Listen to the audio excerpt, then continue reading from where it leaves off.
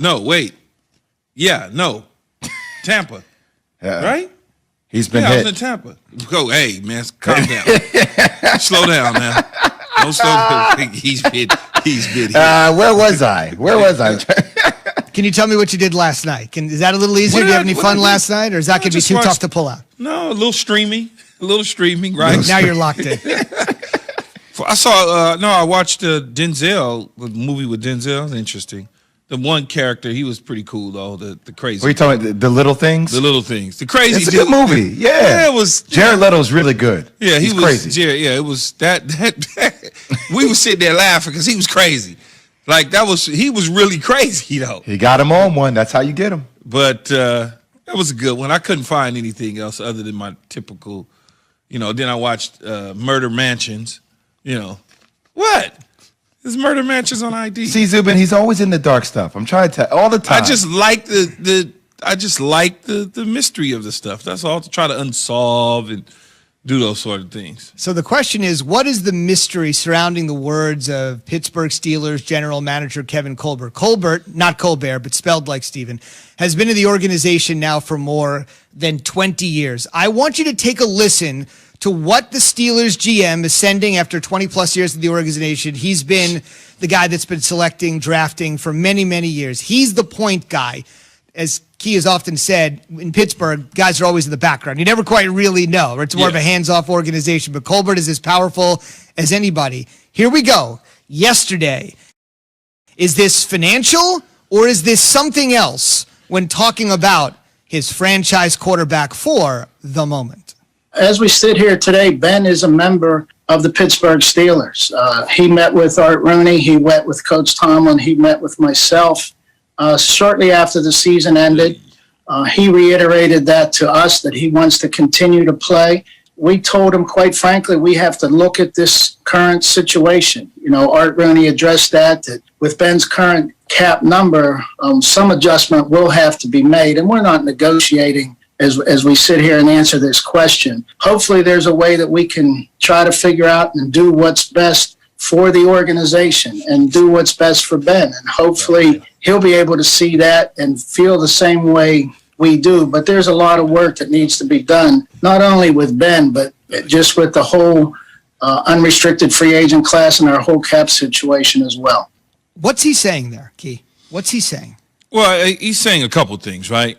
He's saying that if we could figure out how to bring the $41 million cap number down with whatever money is due to him in roster bonuses, in base salaries, and reporting bonuses, if they can figure that structure out to where both sides can come to an agreement where it makes sense, then he could come back.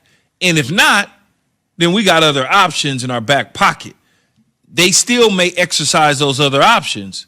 Just depends on what those other options are. His number on the dead cap side is about $20+ million. He's getting that money regardless, right? That's money that he's already negotiated. It's just when they say dead, that just means that there's nothing they could do about it. It's there on the books. The big number is the $41 million, because if they cut him, that's the only thing, because they can't trade him. So if they cut him, they're going to get hit with a $41 million situation, and they're $22 million over the cap already. So they've got some sharpening of the pencil, so to speak, as they like to say, get down to it. Yeah, they want to move quick because on March 19th, Big Ben is owed $15 million in a roster bonus, right? So I think you have to start moving quickly. And I think what they're doing here, they're trying to move on from Ben, but in the right way, Key. If that's a bridge year, they're trying to get those cap numbers down. Because, look, this is not a Jerome Bettis situation. When Jerome Bettis came back for that final year, they had a legitimate chance to win it. I at best see this team being the third best team in this division, right? Behind the way Baltimore is going to be.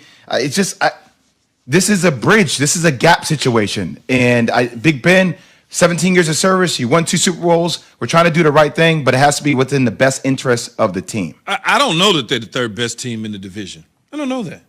Because they won the division last year, and they went through a situation, COVID. They're playing one week. They're not playing the next. They got a bye. They don't have a bye. Oh, my God, we need to move the team. All that sort of stuff. They went through a lot this past season. So I'm not ready to say that they're the third best team. I understand that we are excited about the Cleveland Browns. I understand that the Pittsburgh or the Baltimore Ravens are perennial playoff contenders every single year. I get that. But I'm not quite ready to say that the Pittsburgh Steelers are the third best team in the division. Just what's their run game? I feel like, granted, they missed a couple of bye weeks, they were tired, but at the end of the year, the Ravens were playing better and the Browns were playing better. So I'm just projecting into next year. Cleveland's like a piece away. Well, we've talked about that. Are we saying that Pittsburgh is a piece away? We keep saying about Baltimore, hey, all he needs is one big-time receiver because their defense is out. They're there. That's what I'm wondering about the Pittsburgh Steelers, even though they were undefeated. This is what the offseason is for. The offseason is get people back healthy on the defensive side of the ball for them. They lost 2 or 3 major pieces on the defensive side due to injury. Bud Dupree, Devin Bush. So when you start, Joe Hayden was in and out of the lineup. When you start to get guys back healthy, and then you shore up your running game because you're shoring up the offensive line.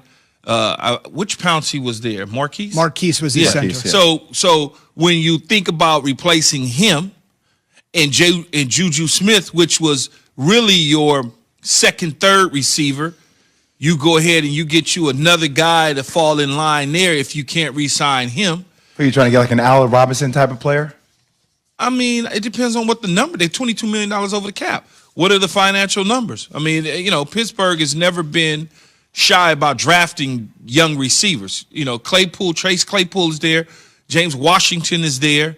Johnson's there. So they may decide that they're going to run those 3 back and allow a guy like Juju to hit the free agent market because they're not willing to pay that number for that type of production that they get out of him. So I'm just not ready to say that a team is third when they won last year, their division. Last couple things. Of course, starting the season 11-0 and the NFL's last undefeated team. Last 2 things. I did a little work while you guys were chatting. On September 26, 2004, you were likely sitting in Dallas because you played a Monday night game with the team formerly called the Washington Redskins. The next night, Washington at Dallas, you caught 1 pass for 23 yards. Vinny targeted you 8 times, but apparently wasn't able to put it on the money as many times. But that was what you were doing. So we're putting that on Vinny, or are we putting that on Keyshawn? I think we got to put it on Vinny. We got to put it on Vinny. Did we win? Yeah, I'll tell you here in 1 second. Last thing I would say, this is the funny thing about Ben Roethlisberger and the world in which we live. You know where he went to school, right? You did win 21-18. Hung on for the 3-point win. Another 3-point NFL game, Jay. Here, last thing I would tell you. Ben Roethlisberger went to Miami of Ohio. That first game, here were his numbers. 12 for 22. By the way, a win against Miami when he played at Miami of Ohio. He's 12 for 22 for $163, 1 touchdown, 1 pick. I'm only slightly exaggerating. If Big Ben played today, we'd come on the air Monday and be like, this guy sucks. He went to Miami of Ohio. You knew he shouldn't have drafted. To get the Tua treatment. I'm already off the train. 163. By the way, what did I say about those numbers, though? And yeah, you're right. That's the league today. By the way, he won all 13 games he started his rookie year, all 13, and the next year the Steelers won the Super Bowl. He turned out okay.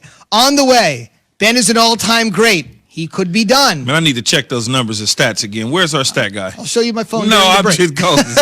Is another all-time great in another sport done after what happened this morning? We'll explain. Keyshawn, J. Will, and Zubin next, ESPN Radio and the ESPN app. Games.